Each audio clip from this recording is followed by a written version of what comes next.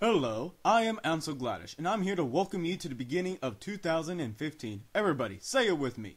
Happy New Year! And for the first 2015 episode, we have a countdown of the top 10 most anticipated books coming to theaters this year. I'm not predicting that these movies are going to be good. I haven't watched them to see if they flunked or not. This is my personal top 10 list of books that I want to see in theaters this year. So we'll start with number 10. Paddington Bear. He's cuddly, he's fluffy, it's a children's story.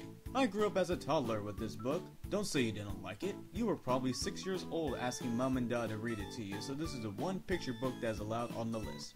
Created by Michael Bond, this Peruvian bear has appeared in several books, from how-to books to traveling, all while going about causing mischief wherever he goes.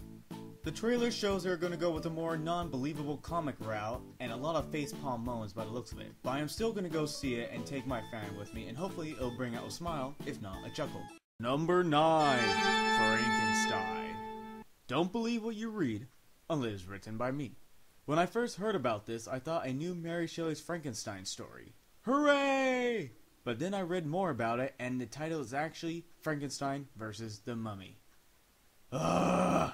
I thought we were done with these verse movies. I want to see it because of the deep story, but the new trailer is now showing a stupid dead guy versus revived corpse fight. I almost took it off this list because I learned about it recently, but it's here and I hope the movie shows more promising features than the trailer. Number 8. AntMan. Shh, no booing. Comics and graphic novels are books too and have just as much artistic value, and some contain even more pain-stricken talent than others. No real trailer has come out, but the soon-to-be Avengers team member is having his debut movie before the actual Avengers movie. Why did I pick Ant-Man over the Avengers? 1, because the Avengers are already awesome and I'll definitely go see it. And 2, it's the Ant-Man I'm waiting to see if I'm going to like this new hero or not. We know he's a great scientist. We know he can become the size of a skyscraper to fight. So if this superhero becomes a big hit, what kind of brawl do you think we're going to receive in the Avengers movie? Probably not, but it's an idea. Is it too late to change the name? Number 7. The Scorch Trials. I admit I haven't heard about The Maze Runner until it hit theaters, but that's the great part about all this.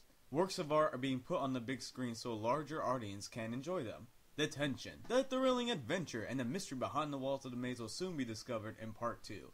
And all our questions will be answered, like, what are those things? Why is the planet all burned? Why is the world in utter chaos? Why?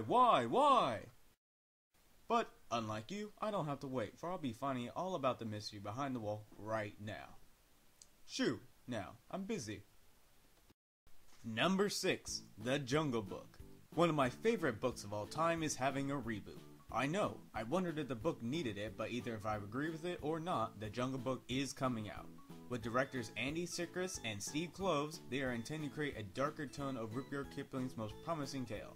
Even though, above anything else, I'd rather see a story about Rikki Tikki Tavi.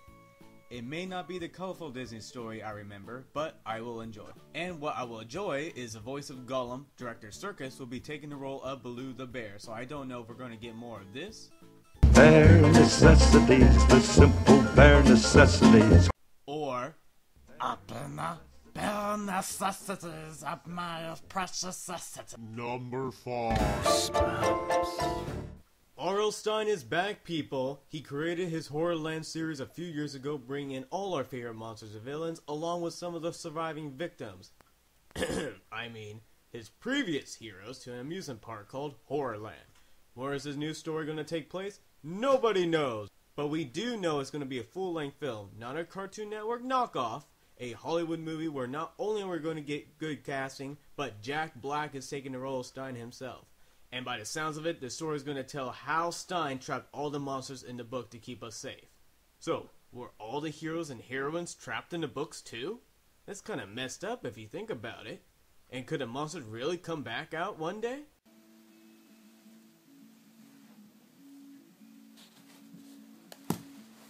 No, that's impossible. You will need to draw this exact religious affiliated symbol here and apply it to the... Sorry, that's from my own book. Number 4. What is the story about? Where's the story take place? There's so many characters, there can only be one place. Into the woods, into the woods. Yes, you heard correctly. Into the Woods is in fact a musical, which I had no idea by the trailer until I saw it at the movies. Boo! Oh, calm down. I had to watch it. It was a fairy tale play, and you thought a writer like me was going to wait? I can't wait! The fact that this was a musical surprised me, but it made the movie so much better. I had to research that this was a musical play, and yes, plays are considered literature, written by James Lapine. It's about the characters we grew up with through the Brothers Grimm, all attacking and helping each other. Once upon a time? Number 3. Number 3 was difficult to place because it started out as an adaptation, but Hollywood wanted to continue the movies past their book's intent and... No!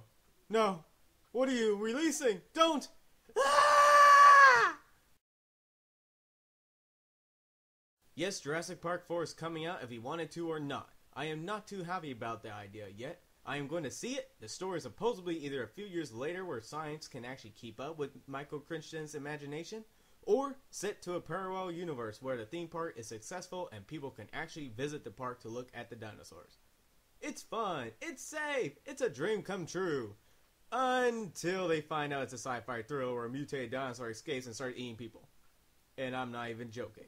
It turns into a spliced thriller movie. Chaos theory is never wrong. Our park schedule is the essence of chaos. Number 2. There she blows the devil well. Harpoons me laddies yo ho. Yes, Moby Dick is coming out. No, don't get that idea. Moby Dick is the name of the whale and a full-length movie coming to bear its mark on this classic story with an old-time Sea Dogs tone and a humongous CGI whale attacking them out of nowhere. Knowing Hollywood, they're probably going to add a little bit more as to why the whale is attacking. Why the whale is white? Which I would like to know as well. And why Ahab is so keen on killing the behemoth. I mean, how can a whale just chop up your leg? What? How can that be a spoiler? It's not like this story is new. You're telling me people don't read classics? What the f***? Honorable mentions. There are over 25 books turning into movies this year. Since I am a big reader, these books made the list because they were the most dearest to me. If I had not read the books, then they wouldn't be on my list because I don't know enough about them. That is why I'm giving the honorable mentions list to these other great works of art, like The Moon and the Sun, Kill the Messenger, Peanuts, 50 Shades of Grey, The Walk, based on Reach the Clouds by Philippe Petit, Mockingjay, Part 2, Inherent Vice by Thomas Fiken, and Insurgent. Oh, you thought I would put the Divergent series on this list? Well, I'm not even gonna spoil or murder my brain over this. Well, I say good luck, and do not blame me if you don't like it. And my number 1 anticipated movie of this list is The Little Boy Who Never Grew Up. Neverland is coming back to the big screen. J.M. Barrie's story has had so many adaptations, but I can't find one that is bad. They're all good. Hook was brilliant, the Disney version is a classic, and this new one from Warner Brothers seems to be a mix of both bringing both vibrant colors and a darker tone. What surprised me though was the villain, who is not Hook but another pirate named Blackbeard, and the actor playing Hook is, well, this guy who looks kinda young if you ask me. And, can you guess who the actor is? Guess. Have you given up? It's Hugh Jackman, playing the character of Blackbeard, who I assume Hook is to replace. I don't know anything yet except there is a white Indian girl, lots of CGI effects, and a range of colors. Either way, this is my number 1 on my list because this is a childhood favorite that I will never grow up from. That is my top 10 book adaptations of 2015. For those who don't know the stories, hurry on to the bookstore and grab a copy before you're left out. You don't know the authors? You should. But just in case, look down in the description below to see who created these magnificent worlds. Until next time.